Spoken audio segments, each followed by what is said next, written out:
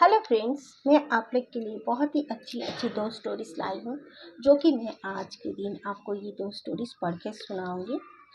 तो सबसे पहली स्टोरी है, मेरा नाम रितिका है। मैं अपने घर की एक स्टोरी आप लोगों को शेयर करना चाहती हूँ। मेरी नानी आई हुई थी हमारे ये घर, जो बिल्कुल नया नया मेरे पापा ने लिया हुआ था। घर लेने से पहले मेरे पापा ने कुछ सर्च भी नहीं किया था, इसलिए क्योंकि उनको यानी कि मेरे ताऊ के साथ बहुत लड़ाइयाँ हुई। पहले हम ताऊ के साथ ही ताऊ के घर में रहा करते थे, क्योंकि मेरे पापा का बिजनेस ठीक से नहीं चल रहा था। इस वजह से बहुत दिक्कत आने की वजह से हम लोग ताऊ के साथ रहने लगे।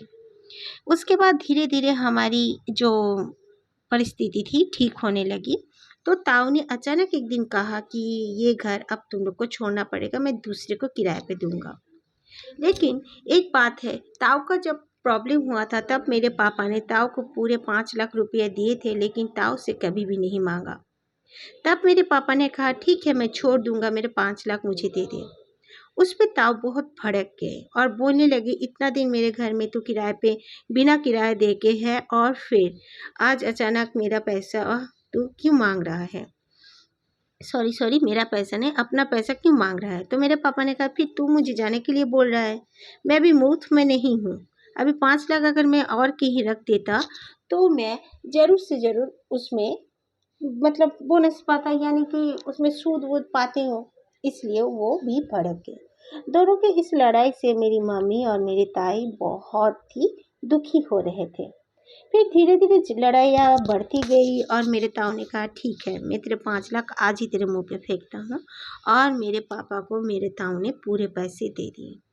मेरे पापा ने भी तभी सब पैकिंग वैकिंग करके कहा कि चलो इस घर से हम चलते हैं, और हम लोग नानी के घर चले गए। नानी का घर हमारे उस घर से कम 2 घंटे दूरी पर है।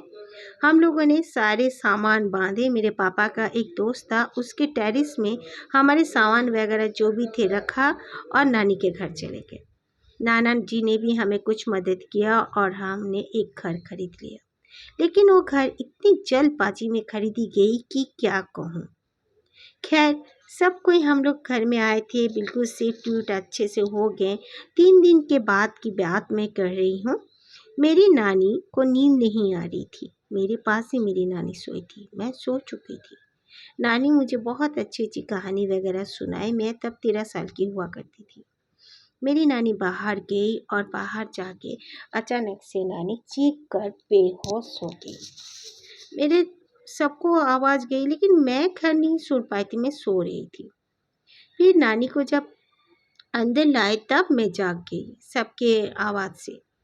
मेरे बड़े भैया, मेरी दीदी और मेरे मम्मी पापा, मेरा छोटा भाई और फिर घर के और कई लोग आए थे। मेरे नाना जी भी थे। तो वो लोग दूसरे जगह में सो रहे थे। मेरे कमरे में, मैं जिस कमरे में रहने वाली थी, वहाँ पर मैं और नानी ही दोनों सो रहे थे। वो कमरा थोड़ा सा कोने में था। फिर नानी बेहोश हो गई थी, होश में आने का नाम ही नहीं ले रही थी। फिर नानी का डॉक्टर को बुलाया गया। डॉक्टर्स आए, कहा कि ये शायद डर गई हैं, इनके जो पल्पिटेशन है काफ़ी बढ़ा हुआ है। वैन वगैरह चेक करने के बाद कहा कि अगर ये इसी तरह बेहोश रहे तो उनको हॉस्पिटल ले जाना पड़ेगा।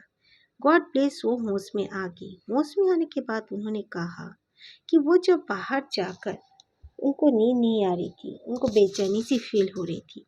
वो बाहर जाकर जस्ट वो सोच रही थी कि सीढ़ियों से चढ़कर वो नाना जी के पास जाएंगी।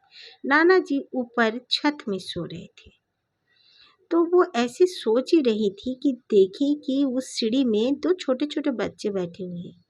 पहले तो उन्होंने सोचा कि होंगे आस पड़ोस के कोई बच्चे, लेकिन फिर सोचा कि दरवाज़ा तो मेन बंद है, फिर सीढ़ी में कोई क्या कैसे आ सकता है, और इतने छोटे बच्चे हमारे घर में तो कोई है नहीं। उन्होंने कहा भी, ओ बच्चों, तुम लोग कौन हो? हटो यहाँ से, मुझे ऊपर जाना है। तो बच्चे ज़ोर ज़ोर से हंसने लगे। फिर नानी ने कहा कि पीटूंगी मैं तुम दोनों को, चलो जाओ, जल्दी से जाओ, हटो यहाँ से। तो बच्चे धीरे धीरे बड़े होते गए और बड़े होके ज़ोर ज़ोर से हंसने लगे और हंसते हुए नानी के और करीब आ गए, और उनका चेहरा बहुत ही डरावना भयानक था। ये देखकर नानी डर गई और वो चीख कर बेहोश हो गई थी। इस सुनने के बाद सब कोई ताज्जुब हो गए और मम्मी तो काफ़ी डर गई कि ये क्या हुआ, ये घर हमने खरीदा है। दूसरे ही दिन मेरे पापा ने कहा कि चिंता मत करो, हवन वगैरह कराएंगे तो सब ठीक हो जाएगा। तो पंडित वगैरह को बुलाया गया, हवन हुआ, सब कीर्तन वगैरह सब कुछ हुआ, सब कुछ ठीक ठाक था, सब कोई चले गए। फिर 1 साल बाद की एक बात मैं आप लोगों से शेयर करना चाहती हूँ। मेरी दीदी की शादी होने वाली थी तो रिश्तेदार वगैरह बहुत आ रहे थे। मेरा जो कोना में घर था वो रूम को बंद कर दिया गया था। क्यों क्या पता, मेरे पापा ने ज़बरदस्ती करके वो रूम बंद करवा दिया था। इसका कोई रीज़न नहीं बताया गया था। फिर मेरे पापा ने कहा कि मुझे और मेरी दीदी को एक ही कमरे में सोना चाहिए और ऊपर का जो कमरा था वहाँ पर किराए पे दे दी। सब कुछ ठीक ठाक था। 1 साल या 1.5 साल बाद की मैं बात बता रही हूँ। दीदी की शादी के वजह से सब कोई रिश्तेदार आना जाना कर रहे थे, तो मेरा वो जो कोना में कमरा था वहाँ पे बहुत ही स्टोर रूम जैसा हम यूज़ करने लगे थे। उसके बाद वो रूम को भी मम्मी ने कहा खोल देती हूँ, वो रूम भी रहने से इधर उधर लोग थोड़ा बैठेंगे, अपना फ्री माइंड में रहेंगे, वो रूम को भी साफ़ सफाई करवा देती हूँ। तो मम्मी ने उस रूम को भी साफ़ सफाई करवा दिया और फिर वहाँ पे भी लोग आने जाने लगे। मेरी एक मासी आई हुई थी, उसकी बेटी 3 साल की थी। मासी और उसकी बेटी वहाँ पर एक फोल्डिंग बेड था, वहाँ पर मम्मी ने बिछा दिया था, तो वो दोनों माँ बेटियाँ वहाँ पर सो गई। मासी रात के समय में अपनी बेटी को लेकर वहाँ पर सोई और फिर नीचे भी 2 लोग सो गए थे। अचानक से मासी देखती हैं कि रूम का दरवाज़ा अपने आप खुलता है और वैसे ही 2 छोटे छोटे बच्चे अंदर की तरफ आते हैं और आकर जोर जोर से हंसने लगते हैं और इधर उधर दौड़ने लगते हैं। तब मासी नाराज़ हो जाती है और कहती है कि तुम लोग कौन हो और रात के समय में इस तरह डिस्टर्ब मत किया करो, चलो अपने अपने रूम में जाओ। मासी को समझ में नहीं आ रहा था ये किसके बच्चे हैं, क्योंकि मासी सुबह से इन दोनों को कहीं नहीं देखी थी। उसके बाद मासी को ध्यान आता है कि ये से बच्चे, इतने छोटे छोटे बच्चे तो किसी के नहीं हैं, 1-1.5 साल के जैसे बच्चे लग रहे हैं। और फिर वो दोनों मासी के सामने आ जाते हैं और आने के बाद वो लोग जोर से मासी के कान में चिल्लाते हैं और वो आवाज़ कोई बच्चे का नहीं, किसी बड़े आदमी का आवाज़ था। ये देखने के बाद, ये सुनने के बाद मासी जोर जोर से चीखने लगती है और अपने बच्चे को अपने सीने से लगा लेती है। नीचे जो सोए हुए थे मौसा जी और मौसा जी के भाई, वो दोनों भी उठ जाते हैं। वो दोनों उठ के जब इधर उधर देखते हैं मासी क्यों इनसे चीख रही है, चिल्ला रही है, तब मासी कुछ बोल नहीं पा रही थी। फिर सब कोई आ जाते हैं। 1-1.5 घंटे बाद मासी भी वही बात बताती है। नानी कहती है सेम टू सेम मैं भी इसी तरह बच्चों को देखी थी। फिर मेरे पापा बोले कुछ तो बात है, मुझे अब तो कुछ करना ही पड़ेगा। ऐसे मेरे पापा बोलते हैं। उसके बाद मेरे पापा का अचानक तबीयत भी बहुत ख़राब हो जाता है। 3-4 दिन बीत जाता है इस बात को। फिर अचानक एक दिन उसी समय मेरी दीदी का जब मैरिज का ही समय था, सब कोई आ रहे थे, वो उनका कुछ फंक्शन वगैरह होते थे जैसे कि मंगनी वंगनी वगैरह, उस समय सब कोई आए हुए थे। फिर चलेंगे, शादी की थोड़ी देरी थी। मेरे चाचा वगैरह भी सब आए हुए थे। मेरे चाचा ने क्या किया, वहाँ पर आके उनका जो चाचा का जो घर था ज़्यादा दूर नहीं था, उन्होंने क्या किया था, अपने बाइक में ही अपने बीवी बच्चों को लेकर आ गए थे। तो चाचा आ गए थे तो उनका बाइक रखा था बिल्कुल वही कोने की जो रूम थी उसके ही पास में, बाहर में वो बाइक को रखा था। तो रखने के बाद शाम का समय था, चाचा वहीं से अंदर से मतलब अंदर ले आए, वहीं तरफ जा रहे थे आने के दूसरे दिन बाद। तो चाचा ने देखा दोनों छोटे छोटे बच्चे खड़े हैं। चाचा ने पूछा तुम लोग कौन हो और यहाँ पर क्या कर रहे हो बच्चों, चलो अंधेरे से हटो।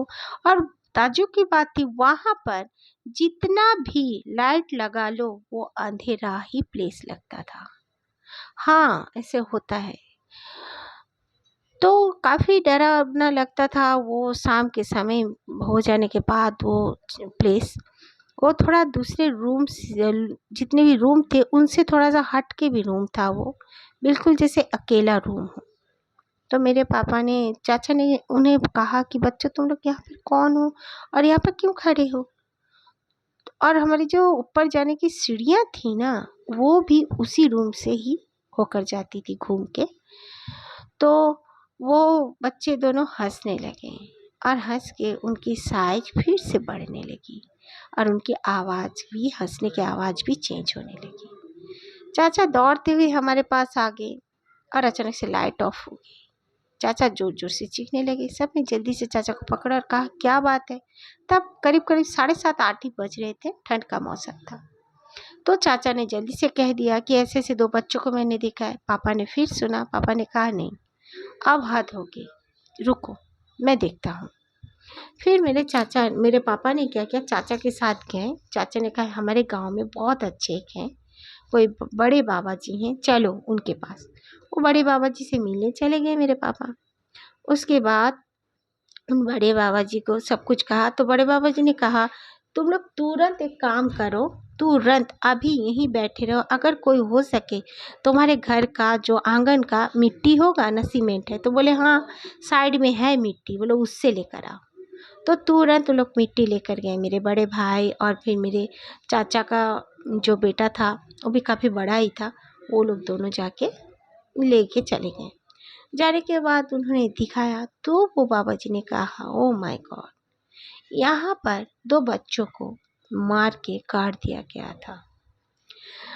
उन्होंने बहुत ही जाप ताप करने के बाद ये पता करके उनको बताया और कहा कि वो दोनों का जो आत्मा है वहीं पे भटक रहा है बहुत साल से। वहाँ पर कोई घर नहीं बना पाता है और घर जो भी बनाया है वो रह नहीं पाया है। तो तुम लोग ये तीसरे इंसान हो जो कि इस घर को खरीदे हो। वाकई में मेरे पापा ने ये घर बहुत ही कम दाम में मिल गया था, जबकि ये घर 2 स्टोरी का था। Ground floor and first floor बना हुआ था और काफ़ी बड़े बड़े कमरे थे, आंगन भी था और फिर अच्छा से एकदम छोटा सा जो कॉरिडोर बोलता है, इधर उधर रूम, वो भी था। ताज्जुब बात थी कि इतने कम रेट में ये घर मिल गया था। खैर, तो हम लोग तो सोचे कि बहुत अच्छा किस्मत है कि हमें इस समय ये घर मिल गया। तो मेरे पापा ने कहा, तो क्या करें? तो बाबा जी ने कहा, तुम लोग को थोड़ा सब्र करना पड़ेगा और कोई ऐसा रूम है जिस रूम को हमें पूरा बंद करना पड़ेगा। तो बोले ठीक है। तो वो बाबा जी ने कहा, मैं अपने दोनों शिष्यों को भेजता हूँ, वो दोनों वहाँ पर पूजा पाठ करेंगे, उसके बाद मैं कुछ दिन बाद आऊँगा। तो फ्रेंड्स, ये कहानी आज के लिए इतना ही। इस कहानी की जो दूसरी पार्ट बाद में मैं लाऊंगी। लिखी तो है लेकिन फिर टाइम नहीं है। Bye bye.